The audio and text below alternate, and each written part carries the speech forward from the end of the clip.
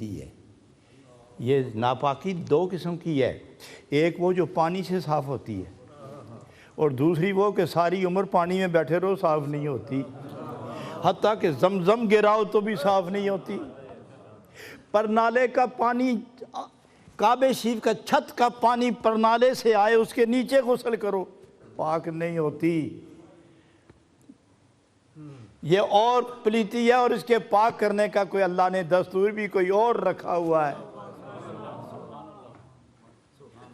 یہاں وہ کیا فرماتے؟ خون پلیت ہے، اور کوئی انسان ایسا ہے جس کے اندر خون نہیں، کوئی ایسا انسان ہے جس کے اندر پیشاب نہیں، کوئی ایسا انسان ہے جس کے اندر غلاظت نہیں، اور وہ نمازیں بھی پڑھ رہا ہے، اندر پلیتی ہی پلیتی ہے۔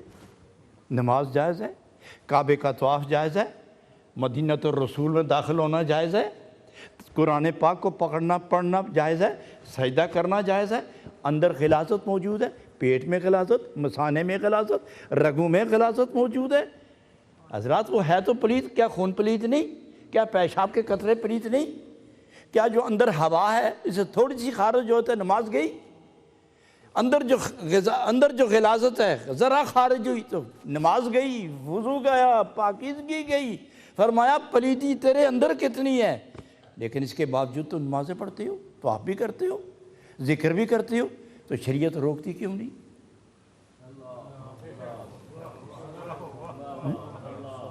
شریعت کیوں نہیں روکتی؟ بلکہ شریعت کہتی ہے پڑھو۔ اگر شریعت کہتی ہے پڑھو تو طریقت کیوں نہیں خوش ہوتی؟ شریعت کہتی ہے جائز ہے، اور طریقت کہتی ہے اے شریعت میں تیری تابع، میں تیرا فیض، میں تیرا نور، میں تیری عطا، میں تیری برکت، میں تیرے وسیلے سے وجود ہے، لیکن تیرے حکم پر راضی، تیرے حکم پر سر تو رکھ دیا ہے، خوش نہیں ہوں۔ یہ نازک مسئلے میں لے گئے ہوں آپ کو، بس موٹی بات آسان یہ سمجھو کہ یہ سب غلاظتیں اندر موجود ہیں، ناپاک ہیں، پلید ہیں، تو پھر نماز کیوں جائز ہے؟ مختصر سا جواب سنیے حضرات، ہر شے اپنی حد کے اندر ہو تو حکم بدلتا ہے، اور جب حد سے خارج ہو جائے نکلے تو حکم بدلتا ہے، قانون بدلتا ہے۔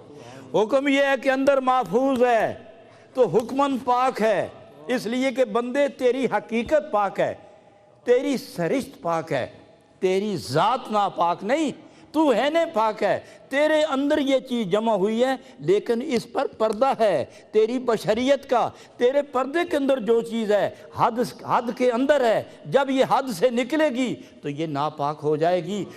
پیشاب جب تک نکلا نہیں حکمی پاک، غلاظت نکلی نہیں حکمن پاک، خون نکلا نہیں حکمن پاک، ہوا نکلی نہیں حکمن پاک، جب اپنی حد سے نکلے گی تو پھر ناپاک ہی نہیں بلکہ جس بندے سے خارج ہوگی اس کو بھی ناپاک بنا دیتی ہے۔ اس کو جناب رومی بیان کرنے کے بعد فرماتے ہیں کہ جب غلاظت حد کے اندر رہے تو حکمن پاک ہے، تو اے بندے تو بھی حد کے اندر رہ تاکہ تو بھی پاک ہی رہے۔ نہیں سمجھے میری بات؟ اے بندے تو بھی حد کے اندر رہ، آنکھ کو بتا کے حد نہ توڑ، زبان کو بتا کے حد نہ چھوڑ، قدموں کو بتا حد عبور نہ کر، ہاتھ کو بولو قدم اپنی حد کے اندر رہ، دل کو کہو تیری بھی کوئی حد ہے نا، نفس کو کہہ دو شرارتیں چھوڑ حد کے اندر رہ۔ حد سے نکلو گے تو حکم لگ جائے گا، اور حد کے اندر رہو گے تو صرف پاک ہی نہیں ہو جاؤ گے، حد کے اندر رہو گے۔ خدا کا حد کے اندر نہ آنا یہ اس کی صفت ہے، اور بندے کا حد سے باہر نہ نکلنا یہ اس کی صفت ہے، مگر حد کے اندر رہنے کا بدلہ خدا نے کیا دیا؟ فرمایا میری حد نہیں وہ تیری حد ہے، تو حد کے اندر رہ کے مجھے یاد کر، جب تو اندر باہر سے پاک ہو جائے گا تو میں تجھے بھی بے حد کر کے اپنا دیدار دے دوں گا۔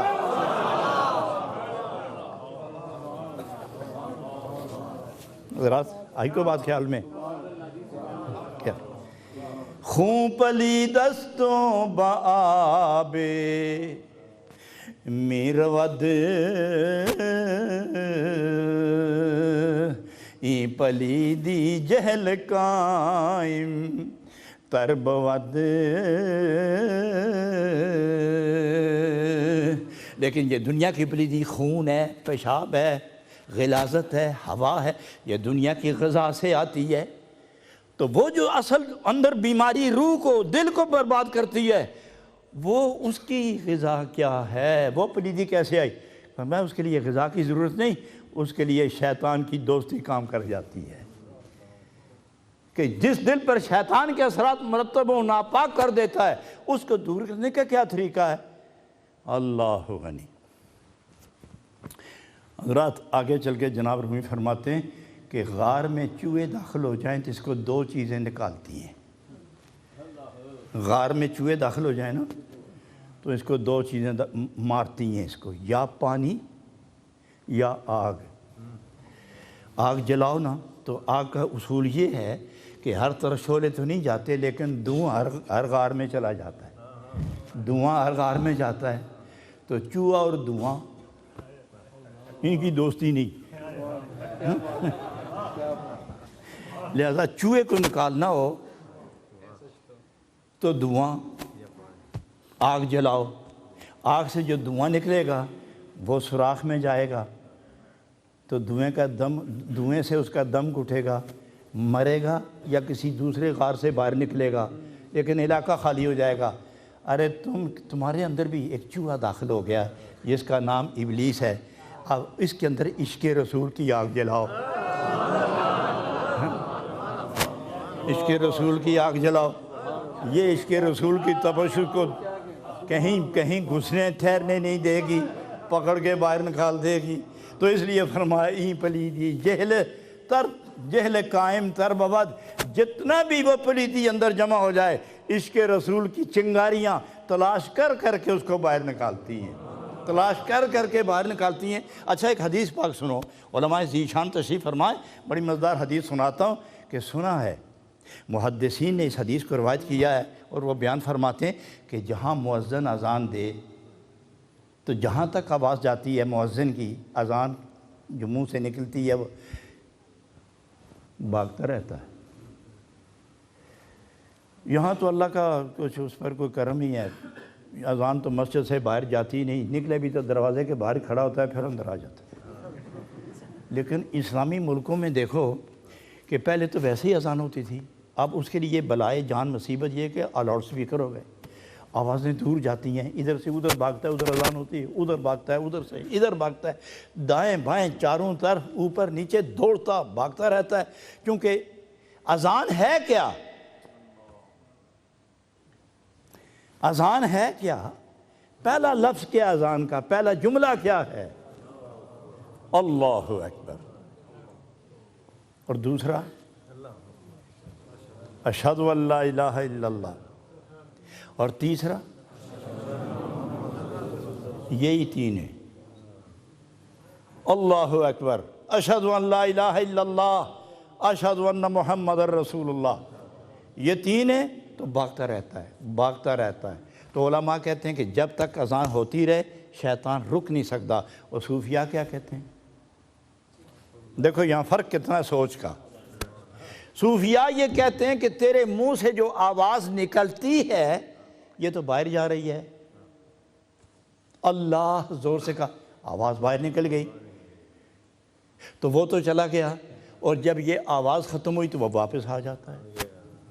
تو اس لیے بہتر نہیں کہ جس لفظ سے، جس جملے سے اور جن چنگاریوں سے، جن نور کی تپش سے وہ بھاگتا ہے اس کو باہر کیوں جانے دیتے ہو؟ اس کو اندر دل میں بٹھا لو، اس کو اندر دل میں بٹھاؤ۔ اللہ اکبر دل پر، اشہد ان لا الہ دل، اشہد ان محمد رسول اللہ دل پر۔ جب وہ واپس آئے گا تو اندر دیکھے گا پھر بھاگ جائے گا، کیونکہ وہ باہر سے کچھ نہیں کر سکتا جب تک اندر آئے۔ نہ وہ کان پکڑتا ہے، نہ آنکھوں پر ہاتھ رکھتا ہے، نہ وہ ناک کھینچتا ہے، نہ وہ کان کھینچتا ہے، نہ وہ بازو پکڑ کے پیچھے کرتا ہے، وہ آہستہ سے اندر چلا جاتا ہے، پھر دل کو مروڑتا ہے، دل کو۔ تو اس میں کہتے ہیں اللہ اور اس کے محبوب کا نام دل پر رکھ لو، تاکہ جب دل پکڑنے کو جائے تو دیکھے گا پھر بھاگ جائے گا۔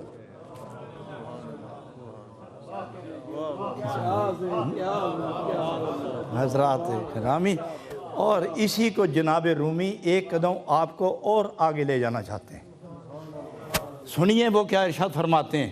ارشاد ہے در سجودت کاش رو گردانیے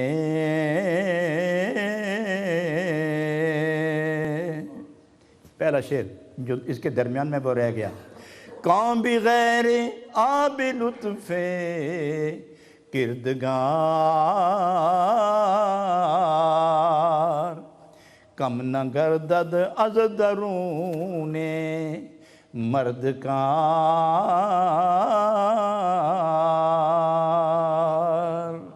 جب تک اللہ رب العالمین کے لطف و کرم کی بارش نہ برسے اس وقت تک دل پاک نہیں ہوتے. تو پھر ہر دل پر ہر وقت وہ رحمت کرتا ہے تو پھر دل کیوں مائل نہیں ہوتے؟ فرمایا ہر دل پر وہ رحمت تو کرتا ہے مگر برتن ہی ٹیڑھے ہیں، سیدھے تو کر کے دیکھو.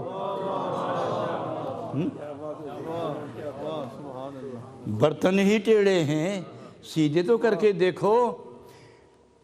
موسم برسات میں بارشیں برسیں اور ایک دیگچا، ایک ہنڈیا، ایک کوزہ، ایک گلاس الٹا کر دو. ایک مہینہ بارش برستی رہے، پانی جل تھل ہو جائے علاقہ، لیکن اس کو جب برتن کو سیدھا کرو گے تو وہ اندر سے خشک ہی ہوگا. اس نے کرم کرنے میں تو دیر نہیں کی، تو نہیں برتن سیدھا نہیں کیا، تو نہیں برتن ٹیڑھا رکھا ہے. تو پھر معلوم ہوا ہیچ چیزیں خود بخود چیزیں نہ شد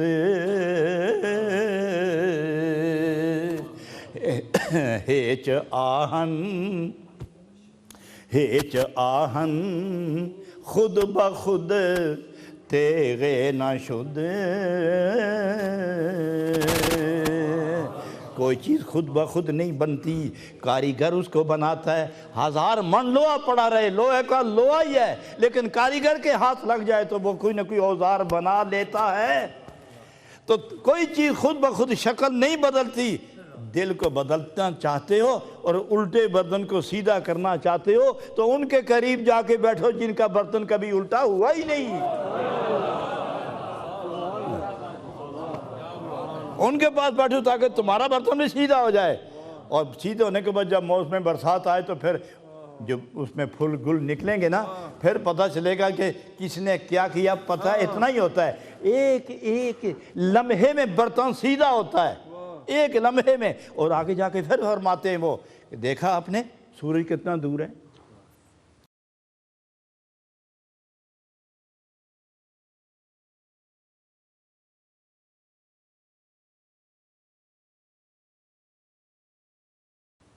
دیکھا آپ نے سورج کتنا دور ہے. اور اس کو اگر قریب کرنا چاہو تو کیا طریقہ ہے؟ فرمایا شیشہ 4-6 انچ رکھو، صاف شیشہ سورج کی طرف کرو، سورج کا سارا فیض اس کے اندر آ جاتا ہے. آدمی جس طرح سورج کو نہیں دیکھ سکتا، شیشے کو بھی نہیں دیکھ سکتا. تو کسی کے پاس جا کے بیٹھو تاکہ وہ تیرے دل کا شیشہ سیدھا کر دے، تاکہ کرنیں اس کے اندر اتر آئیں. آگے جا کے ارشاد فرماتے ہیں در سجودت کاش رو گردانیے معنائے سبحان ربی دانیے.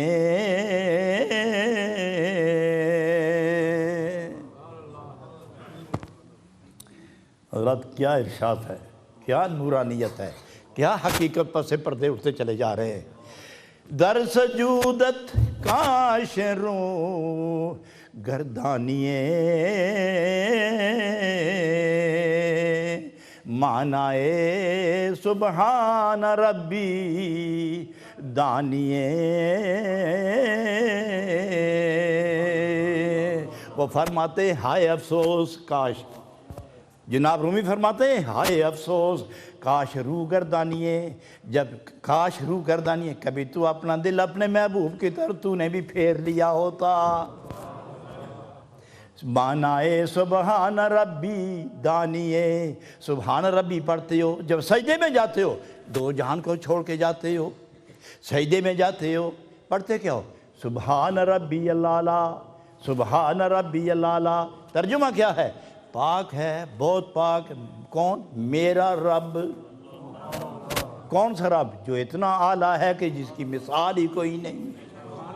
پاک ہے میرا رب۔ اللہ غنی۔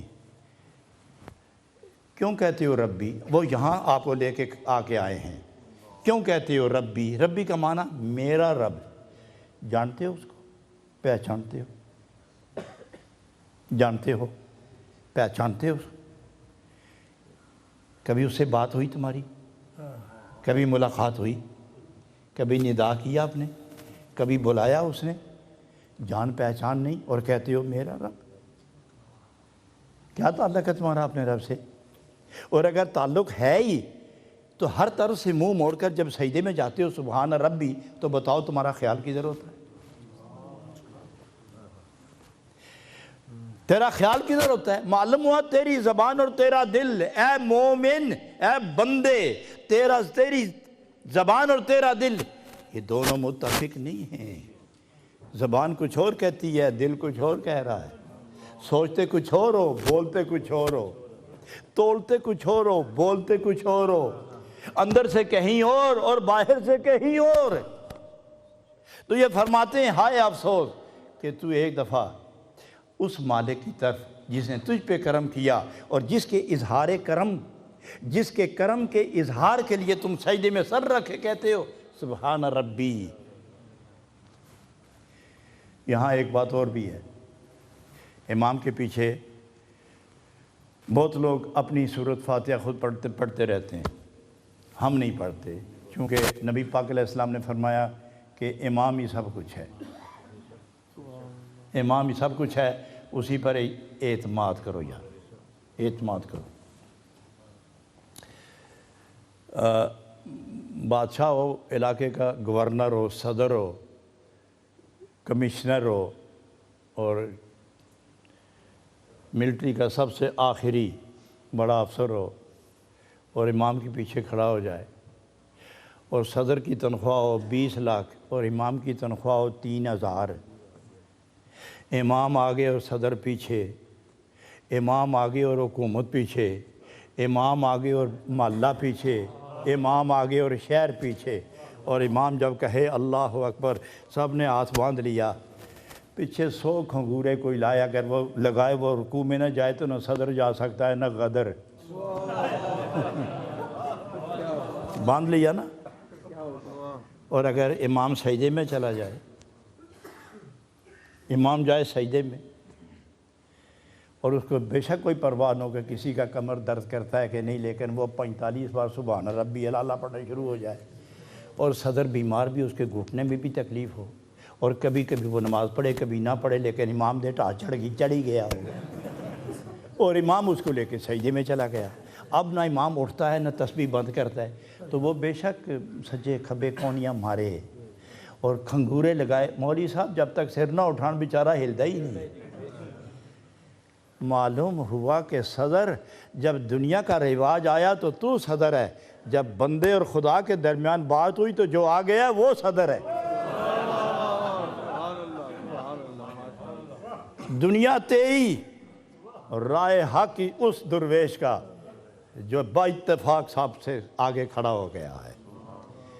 حضرات وہ یہ فرماتے ہیں کہ جب سجدے میں گئے تو امام پڑھتا ہے امام پڑھتا ہے سبحان ربی الاعلیٰ، سبحان ربی الاعلیٰ، مقتدی پڑھتے ہیں سبحان ربی الاعلیٰ۔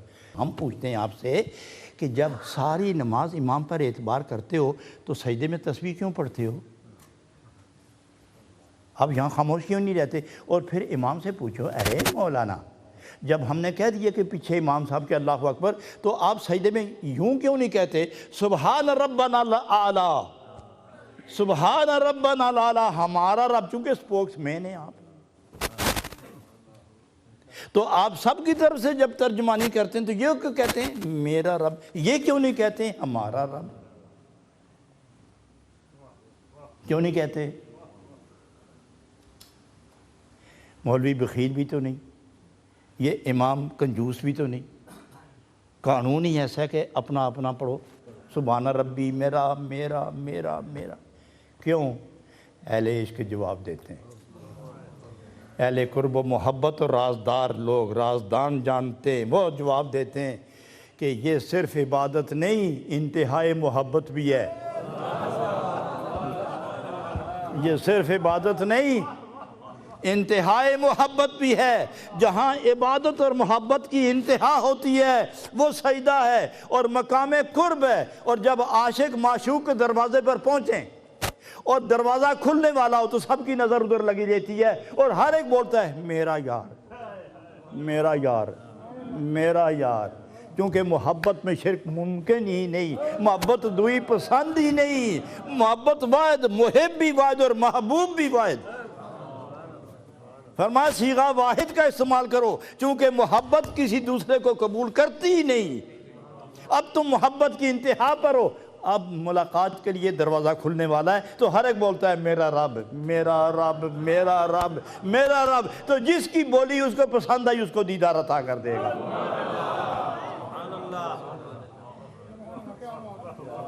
جس کی ادا اس کو پسند آئی، جس کی پکار اس کو پسند آئی، درد دل سے اٹھنے والا جو دعا ہے وہ جب نور بنتا ہے اور منہ سے آ کے نکلتا ہے تو کہتا ہے سبحان ربی الاعلی۔ درد اندر اٹھتا ہے اور درد کی چنگاریاں جب منہ میں آتی ہیں وہ ہر حرف بنتی ہیں، حرف جب زبان ہلتی ہے تو پکارتا ہے سبحان ربی الاعلی۔ جس سے بلند کوئی نہیں وہی میرا رب ہے، اور جس کے پاک ہونے کی انتہائی کوئی نہیں۔ تو اللہ کو جس کی ادا پسند آ جائے اسے پردہ اٹھا کے دیدار عطا فرما دیتا ہے۔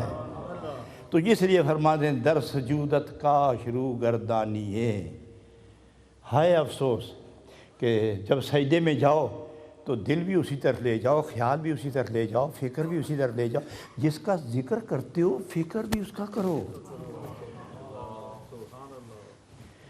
حضرات آپ کا اور جناب رومی کا لفظ فکر کا ترجمہ جدا جدا ہے۔ میں آپ کو کہوں نا ارے صوفی صاحب، ارے مولانا، ارے میرے یار، اے چودھری صاحب، اے صوفی جی، اے حاجی صاحب، خیر ہوے گی فکر نہیں کرو، فکر نہیں کرو۔ اور صوفیہ کیا کہتے ہیں؟ وہ بندہ ہی نہیں جو فکر نہ کرے۔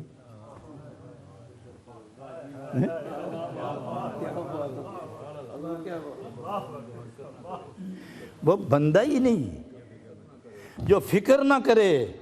اور ہم ایک دوسرے کو کہتے ہیں خیر ہے یار فکر نہ کر۔ ارے تم کہتے ہو نہ کر اور وہ کہتے ہیں تو بندہ ہے تو فکر کیسے نہیں کرے گا؟ وہ کیسے؟ فرمایا تمہارے نزدیک غم کا نام فکر ہے اور ہمارے نزدیک یاد محبوب کا نام فکر ہے۔ تصور یار فکر ہے، ذکر اور فکر، جس کا نام اسی کا خیال ہے۔ اچھا میں ایک چھوٹی سی مثال دوں، آپ جلدی سمجھ جائیں گے۔ مجھے بعض اوقات بڑی خوبصورت مثالیں یاد آ جاتی ہیں، بڑی خوبصورت۔ آپ جب فون کرتے ہیں والد صاحب کو، والدہ کو، بیگم کو، بچوں کو، دوست کو، مرشد کو، امام کو، خالو کو، خالہ کو، جب فون کرتے ہو گھنٹی بجتی ہے تو بتاؤ خیال کدھر ہوتا ہے؟ نہیں سمجھ میں آئی بات؟ خیال کہاں ہوتا ہے؟ اس کی صورت کس طرح خیال میں آ جاتی ہے؟ کس طرح اس کی صورت خیال میں آتی ہے؟ ابھی ابا حضور بولنے والے، ابھی میرا مرشد بولنے والا ہے، وہ سامنے آنے والا ہے، تو خیال ادھر لگ جاتا ہے، دیان ادھر، خیال ادھر۔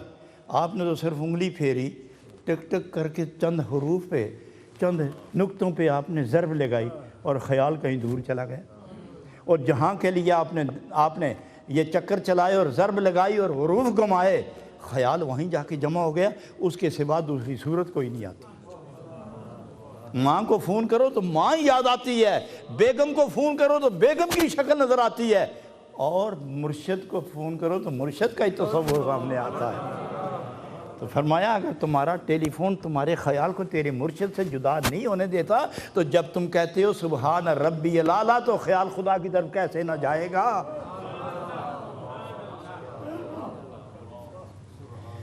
در سجودت کا شروع گردانیے، معنی سبحان ربی دانیے۔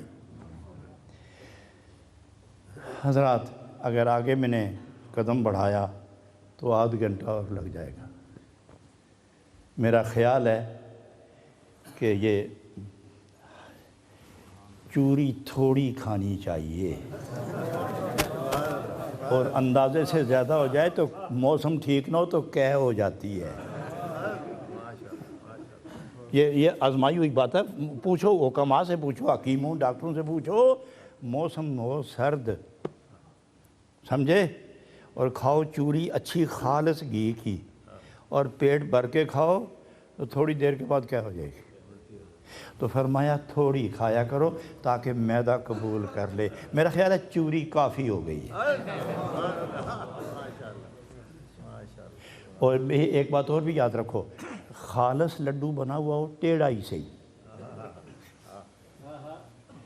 مثلا دباؤ پڑ گیا تھوڑا ٹیڑھا ہو گیا، پوری شکل صورت صحیح خوبصورت نہیں لگتا ہے، بالکل ٹیڑھا ٹوٹا ہوا آدھا پھٹا ہوا، مگر ٹکڑے ٹکڑے نہیں ہے، ٹھیک ٹھاک، مگر کھانے میں مزیدار ہو تو کھا لیا کرو۔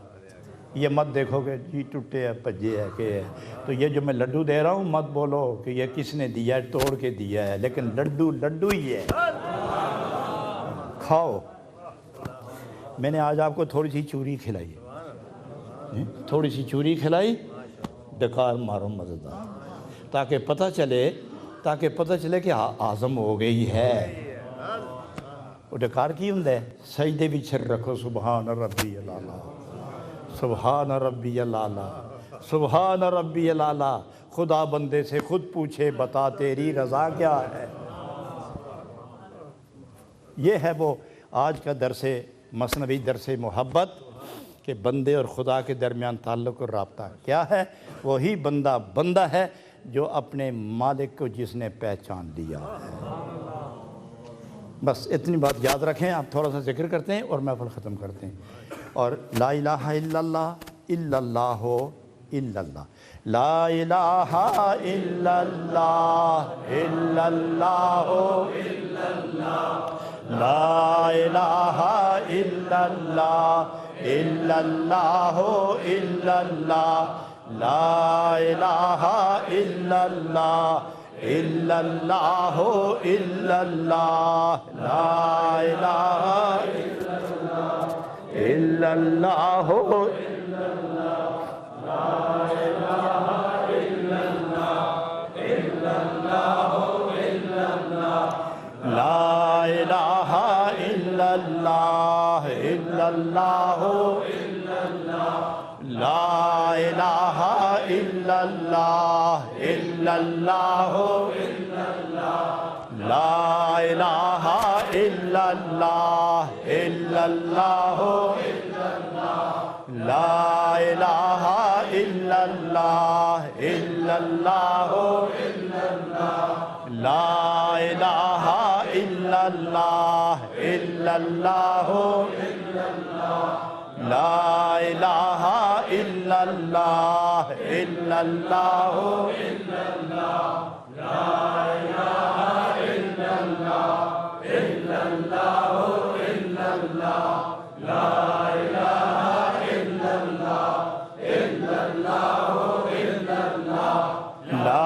الہ الا اللہ الا اللہ الا اللہ، لا الہ الا اللہ الا اللہ الا اللہ،